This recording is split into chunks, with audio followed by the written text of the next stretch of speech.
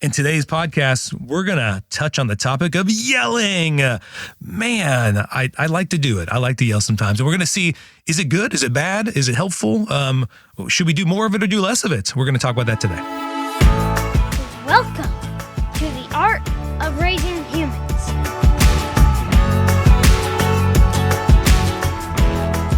Hello, and welcome to episode 72 of the Art of Raising Humans. I am Kyle. And I'm Sarah. And today we're going to talk about yelling. All right, do you yell a lot, Sarah? No.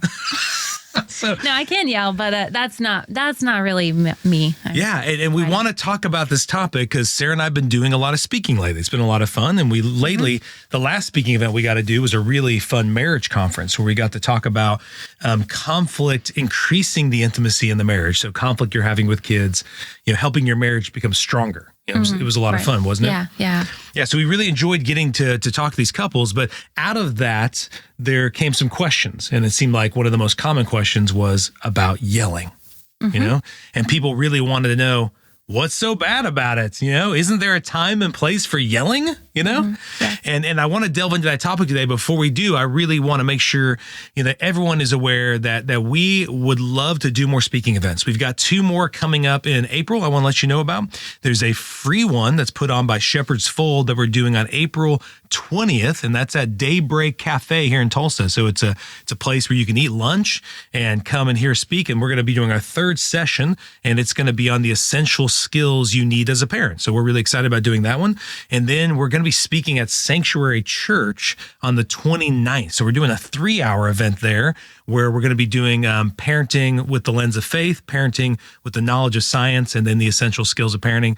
And so both of those events are going on in April. So if you want to know more about those events or know how to come to those events, feel free to email us. Go to parentinglegacy.com. You can email us there from the website. You can also go theartofraisinghumans.com. So all these things are going on. And if you have speaking events you'd like us to do throughout the country, we're excited to do those. Yeah, we are. So more and more we're getting comfortable being on stage together and learning our rhythm, right? Mm-hmm. Yeah. And all we're doing basically is what we're doing here on the podcast, just doing it there in front of parents and helping groups of people be better parents. Yes. Okay. So today I want to talk about yelling because I really think there is a misconception about yelling. I can be a yeller, right? Mm-hmm. Would you agree? Yes, I agree. I grew up in a home where yelling was a daily occurrence. Yeah. You too? No, I didn't. But I think that's really, really common. There's a lot of homes, even between different cultures or even states in the United States where you live, there's more likely to be. They're like, that's, how we are. Yeah. So I think there is yelling very, very common. Yeah. For me, yelling was just the way you got heard. If you weren't yelling, typically the TV was louder than you. So you needed to yell so somebody would actually hear you talk. And if you weren't yelling, you probably didn't care about the thing you were talking about. Interesting. I hadn't heard all that before. Yes. Yeah. So when you got really animated and you started to yell. I'm serious. Yeah. I really want to be heard. I need to yell. Yeah. If you weren't yelling, it meant you really didn't believe in your point. So I don't know if there's listeners who are listening who can relate to that, but typically every conflict between my brothers and sisters, between my mom, between my dad, between all this, typically yelling was the inevitable outcome in that conflict. Okay. So whoever, especially as we got bigger, if you could yell louder, then you might win the conflict, and you might dominate that argument. But sometimes these yelling times would go on for quite some time. And to some extent, we'll get into this, I don't think all that was bad. I mean, some of that I think really helped me in those moments of conflict where we were passionately going back and forth, helped me fine tune how today in a much calmer way I present my thoughts. Because in those moments, these seemed like heated battles about, ideas and conflicts. And it really gave me an opportunity to express them, right? Instead of just stuff them and just think them in my head. So I don't think in my family, rarely did we just stuff it. We just always said it and expressed it. So it was different for you. Very different. Yeah. How was it different for you? How was yelling seen? I'm sure it happened occasionally in your house. Occasionally. Okay. And what was yelling used for in your house? to get attention, but it would have been maybe siblings are mad. So during a fight, maybe there was some raised voices. Yeah.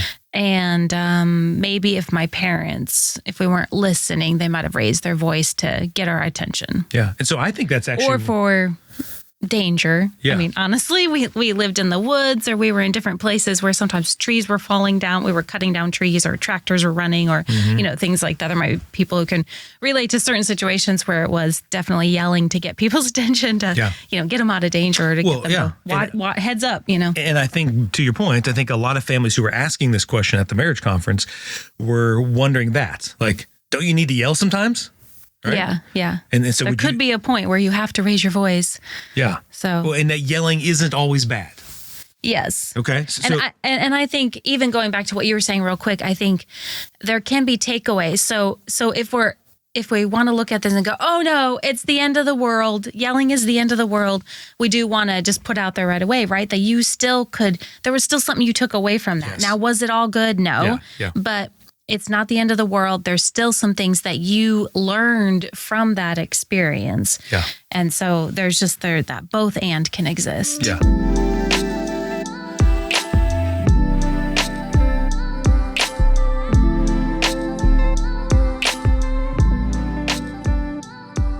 Well, and I tell you this, Sarah, I think there were times, definitely in my home, there was spanking, there was a lot of, punitive discipline used, as there was almost every house that I knew of, every friend I had, And so there were times where I'd rather get yelled at than get spanked, I think there's other times I'd rather get spanked than get yelled at. Because like sometimes the spanking they did, they got it over like that. It was done, The yelling and the lecture. The yelling might go on forever. But what I grew to like more about the yelling is I felt like I got heard. So at least in there, I got to say my piece. I got to speak up. And that's actually what I really appreciated about my home is it wasn't just my parents allowed to yell. So that I was allowed to yell back, and we yelled at each other. And it wasn't just them yelling at me and me just taking it, And so to some extent, I found like that's a positive I took from it. That I think in some homes, it is just the parent gets to yell and the kid never gets to speak up and say their thing, that it's almost like because they're bigger, they're the adults, they get to yell. But if the kids ever yell, they're in trouble. So then could you have that ability parents can communicate, children are heard and communicate as well without the yelling? What? Yes, I think that's totally possible. I just want to, I want to highlight that yes. the fact that both parties could communicate was great. Yes. And maybe that could be done without the yelling, but at least that part got done. I mean, obviously, which is great. This other thing you said sounds really good. It sounds like, obviously, that's the home we want to create, Yes, But I want to relate to a lot of listeners, and I think a lot of people who are asking in that, is they, for instance, like coaches. I'm thinking of, I played a lot of sports growing up, and coaches yell. And you see that on TV all the time. You see football coaches yelling, and it looks like good things can happen, like sometimes a player, it really screws up on the field and he loses it and somehow costs their team something, some points or some penalty happens and you'll see the coach just go off on that player. And I think most people watching are like, yes, exactly. You needed to do that because you needed to get that player's attention. That player was being selfish. He was only thinking about himself. And so I think lots of people see that and go, they don't want a coach who's just like, oh, it's okay.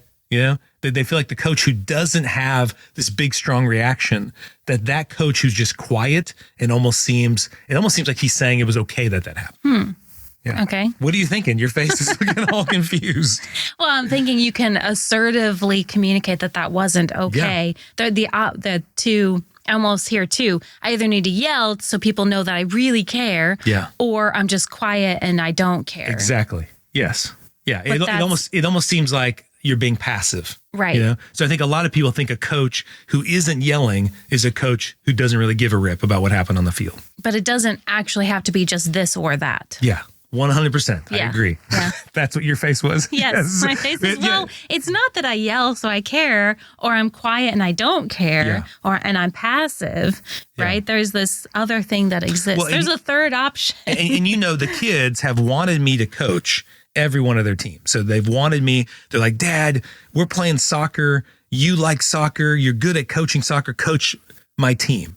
And the reason why I don't is because somehow wired in my brain is to show them that I care. Is I've got to yell at them. That third option doesn't come online for you in moments of passion and big experiences and stuff. You revert to that. Well, you were, your whole childhood was this, so it's that wiring gets real strong. Well, I don't even remember, but I'm assuming a lot of my coaches yelled because that's like exactly, or maybe it's just my personality. I tend to think in order to show these kids I'm taking this serious, I've got to yell. Even I know when I'm watching other coaches who are coaching other teams, ones who are really quiet, who may even be successful, I still wonder if they actually care.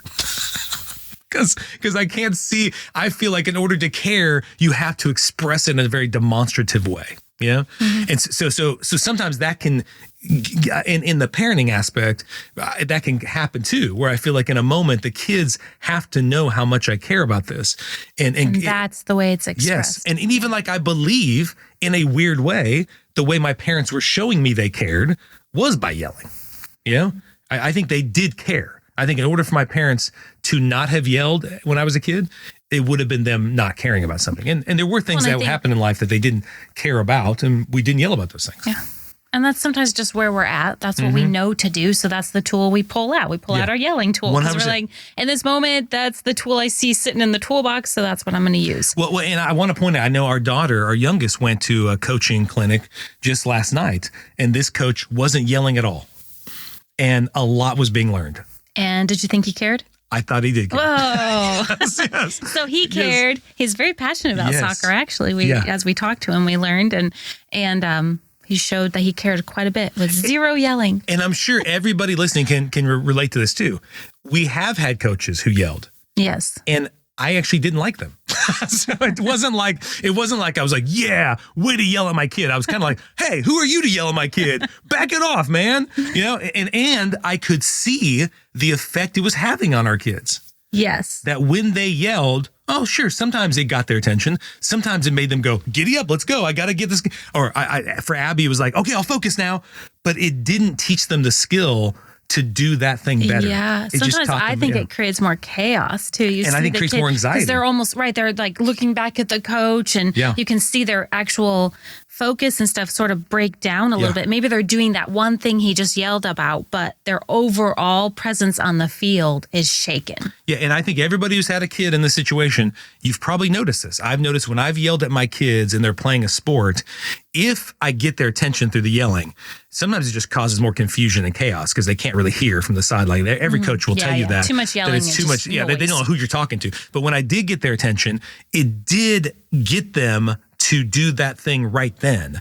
But then I had to keep doing that over and over and over throughout the game. It wasn't like it just changed and then they're like the rest of the game they did it, Right. That the times that has happened, it has been when they've come over to the sideline and I've been able to talk to them in a calm way. Give them an instruction. And then they're able, and what we know about the brain science is they're more likely to be in the prefrontal cortex to then receive that information. Whereas the yelling, typically it's going to ramp up their emotion and make them less likely to understand exactly what you're wanting them to do it takes and them do it effectively. Out of the part of their brain that's the best at thinking, reason, logic, creativity, puts them in the brain of like, oh no, that amygdala gets fired off. And so all that goes on. And they've done studies. I was just looking up in preparation for this. I was reviewing all the studies they've done. And I did think it was interesting. They've done studies. They took a group of 13-year-olds and they compared over an entire year. They watched these kids. And one group were in households where they were yelled at, and one group was in households where they weren't yelled at.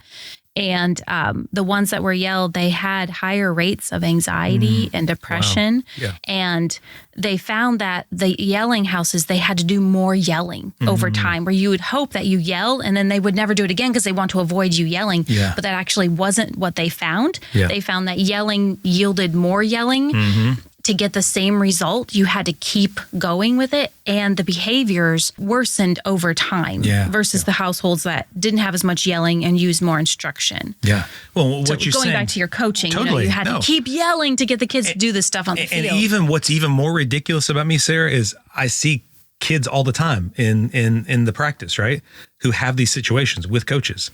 None of them like it. All of them say they don't like being yelled at. Many of them have actually told me they don't want their parents to come because their parents yell the whole time. And every one of them have told me it makes it harder for them to play because it's confusing.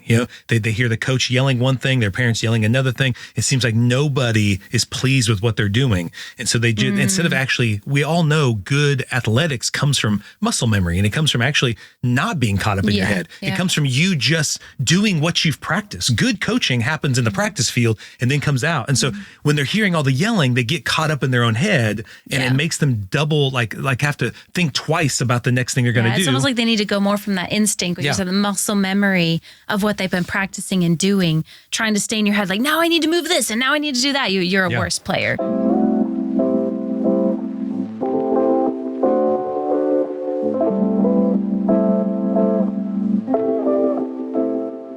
Well, I'm using sports as this almost metaphor, Sarah, because I think it's such a microcosm of life, because there are coaches all over the NFL, the MLS, the Premier League, the NBA who never yell. They're just not yellers, and they're successful. I'm thinking the most popular one that's more known as Tony Dungy, and how Tony Dungy, won the Super Bowl, and Tony Dungy was one who was known for not yelling, for not cussing at his players, so he wasn't a guy who thought he needed to do that with his players, and he obviously cared, and he obviously wanted to win, but for him, he thought yelling undermined his success. So I want to frame the conversation in light of that we're not saying yelling is bad or good. Yelling is a technique you should never use, because even in your case, you talked about how if you pinpoint what yelling is good for is quickly getting somebody's attention. So and that's in times of actually safety or danger. And you want to save it for that. Yeah. If you do yell all the time and the kids are like, yelling, and everything's an emergency. Yes. Yeah. But it, even my kids have sometimes, when they play a lot of yelling, and one time we had a fire in our backyard and I heard yelling, but I was like, oh, it's yelling, whatever. And it wasn't, they kept saying fire. Yeah. And there was a fire, and eventually, but it took me a moment to realize, no, this yelling actually was important. Yeah. And so you do want to save the yelling for times where it is important. Yeah. You really need your child's attention. Yeah. Danger is there. Yes, Yeah. something is there. If they're used to you yelling all the time, you lose that time before they realize, oh no, this is a different kind of yelling than all the other yelling you're doing. Well, and I want to get to that. I want to get to, there are consequences for yelling. You know what I'm saying? Like when we yell, there are consequences to that. You named some of them, and I want to get to those in just a second. I do want to say before that, though, that there are times to yell. And if you, like you said, if you overuse that tool, it's just a technique. It's just a tool, If you overuse it over time, it's going to become ineffective, And you need it for these very important emergency times, You need it even at times where maybe the kid is like overwhelmed with emotion, and they just are like, what am I going to do? What am I going to do? You just need them to focus, And so you may, because you don't do it often, when you do it, they go, whoa, they must be really serious, Yeah. But I think everybody listening to this podcast, if you have been yelled at, I know when I was yelled at as a kid, eventually it becomes like a Charlie Brown, thing. I was just blah, blah, blah, blah, blah, blah, blah. When are you going to be done? I get it. You're mad. I got it. You don't need to yell at me. And so I would ask the listeners if yelling is something you do or your spouse does, or how does it feel when you yell? I know when I do it, it doesn't feel good. I always think, I wish there was a better way to do this. There is a little bit of blaming. Like I didn't want to yell, but you made me yell, If you just listened to me, I wouldn't have done that. Yeah. But then also, how does it feel to be yelled at? If you had a boss who was yelling at you as much as you're yelling at your kids, would that be effective? Would you want to work with that boss? I hope you wouldn't. I hope you would say, I actually want a boss who believes in me, can talk to me. At times, maybe I do need someone to challenge me, but that can look right. That doesn't have to include yelling. No, it can be firm. The words I wrote down is, there are bosses and coaches and parents that can be firm and direct, but also kind. I mean, and actually, I think that's more powerful. I think when you see somebody out of control and just yelling, it's just like, what is going on? It distracts from the message. Yes. Yeah. It gets very confusing. I know even at the soccer games there was one soccer game we went to where a parent on the other team, and I'm lots of parents who have kids in sports, and a parent on our side were just yelling at each other. And everyone just, you can feel it in the air, Everyone's like, whoa, what is going on here? And no one's learning anything. Everyone's just like, it becomes very heated, and the kids all get confused. Why are these parents yelling at each other? What's going on? And you can sense it's causing this ripple that's making everyone feel uneasy, And we're not going to be as receptive. So with the boss, we wouldn't be as receptive to learn whatever the boss is wanting us to learn, So I would love for you to reflect on that. And then another question is, what does yelling say about me? What does it say about us, possibly, if we are yelling? Well, I think in that moment, something has triggered us. So there's something the child said or did has triggered something either from our own childhood or just in us. It could also mean maybe I'm yelling because I have an unmet need or want, and I'm feeling like, oh no, this thing is not taken care of. This thing's not going to be taken care of. For example, we can't be late. We're headed somewhere. We need to not be late. So my need is to be on time because this thing is starting and they're depending on us or whatever the situation is, getting to school on time. And we know the consequences of that. So I'm yelling at you because we have this thing. My need isn't met. My want isn't met. So I feel like I've got to escalate that because I'm worried and I'm scared in that moment. Scared is kind of a big word, but I'm worried about that moment. So I'm going to yell to get this thing done. Yeah. Yeah. And so if I'm honest with myself, and that's all I'd ask the listeners to do, is when you do yell, to just reflect that evening on what did that yelling say about me? What was going on inside of you? And I would typically say almost 100% of the time mine falls into feeling like a situation's out of control and I need to control it. Feeling like I'm powerless to change a moment, like especially like on the on time thing, I feel powerless. The kids are not moving as fast as I want, so I'm going to yell at them to make them go quicker. But it also feels like the person isn't listening to me, Like I've tried to talk, and I think a lot of people, that's what it is. Like if you were listening to me, I wouldn't yell at you. So I feel like I've got to yell at you to make you listen to me. Yeah, you're being dismissed in some way, or you're not mattering in that moment. So you're trying to make that matter. Well, so then I want to end the conversation with this, Sarah, is just understanding that yelling is just a tool, typically used to get someone's attention instantly or to cause some kind of movement or change to happen instantly. It's not good or bad. It's just a technique. But every technique you use has consequences. And so you named a few, so I want to name a few consequences of homes that yell. I mean, I know we talked about how kids just eventually just ignore it. They no longer hear it. Or another one is, Sarah, lots of parents say the kid won't do something until I yell at them. So lots of kids I know, they're playing video games and mom and dad will say, get off it, get off it, get off it. And the kid knows, now I got to get off it. Yeah. But even though I was told 2 or 3 times, so the parents will say, I'm tired of saying it 3 or 4 times. But the kid knows you don't really mean it until you yell. Right? Almost back to what I said, I don't feel like you care until you yell. Until then, it's kind of like a question. That's kind of what you learned. Yeah. You want to get off it? I get it. That's now we have to yell in order to care. Right. Okay. Yes. And the other consequence you said, I think it does. Just like in a work environment, it would create a more anxious home. It would create kids who are just more worried and on edge because they never knew at what moment they might get yelled at, And if I'm honest too, the same situation I might not yell at depending upon my mood that day. Yes. If I was having a great day and I wasn't stressed and I wasn't rushed, I wouldn't yell that day. Yeah. I think that's what we, as parents, this kind of a sidetrack, but we want to take, if we can, catch ourselves in that moment to take a breath and go, what's going on inside of me? If you can, that moment, take time later to do it. Yeah. But what am I feeling here, and what else could I do? And kind of release yourself from this being the emergency that you think it is. I think we're yelling in cases of emergency or to be heard, big moments. Yeah, so good. Well, and then inevitably, yelling just isn't a sustainable solution. Okay, so it's not a sustainable solution. It's just another form of external control.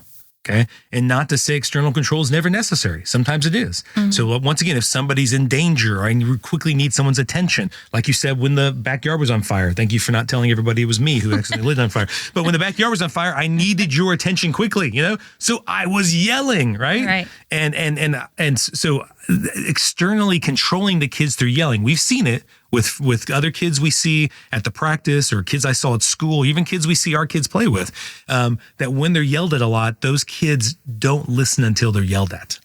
They don't believe it's their job to control themselves. They believe it's your job to control them. And they know it's time to get control when you yell at them. And they're quick to yell. They're a lot quicker to yell because just like you, they learn, this is what we got to do. When you're serious and mean something, you yell it. And then they often get in trouble for yelling. Yeah. And I would say it's specifically when we've traveled overseas and come back to America, it's pretty interesting.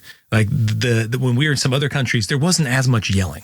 And we came here, I think it is kind of a cultural thing too, where I know as soon as we flew back from one country, we came into Los Angeles and everybody was yelling at the airport. Everybody was like, oh my gosh, it was so apparent. So some of it is, I think in our culture, even as a school counselor, I saw this, parents didn't think anything was going to happen until they yelled at the teacher or until they yelled at the principal, And unfortunately, it seemed like that was true. And I think that needs to change in our society. I'd rather have a society of people who don't think you need to yell all the time to be heard. That you have people who actually care about your concerns. And so really good customer service people are able to help take your yelling and help support you without yelling back at you. And they're able to tell you they care without yelling at you. So I hope this helps kind of expand your understanding of yelling and how that technique is used in some homes and for you to own it. How do you want to use yelling in your home? Do you want it to be a constant source of external control, or do you want to use it as just a thing in your tool belt to use in really necessary moments where there's real emergencies or you really need to help, get your kids' attention in that moment? And I just think that's a better path. And as a kid who grew up in a home where there's a lot of yelling, I know I'm trying to change it. So it's a work in progress, and I'm always trying to reflect on why I'm yelling in moments and how I could have communicated in a more kind but firm, direct way. And we're better able to do that when we take good care of ourselves. If we're stressed out, if we're tired, hungry, worried about getting places on time. So the other side of that is just as we take care of ourselves, we have less of a need to yell. That's great. So we're so happy to have you listening to us today. Please share this episode. I know a lot of families want more information about yelling. We'd love for you to put a comment or give us 5 stars and continue sending us if this kind of stuff is helpful to you. We'd love to get feedback. We'd love to get other ideas for other podcasts because we really enjoy helping and supporting families. So we hope you have a great day. Thanks for listening. The Art of Raising Humans podcast should not be considered or used as counseling, but for educational purposes only.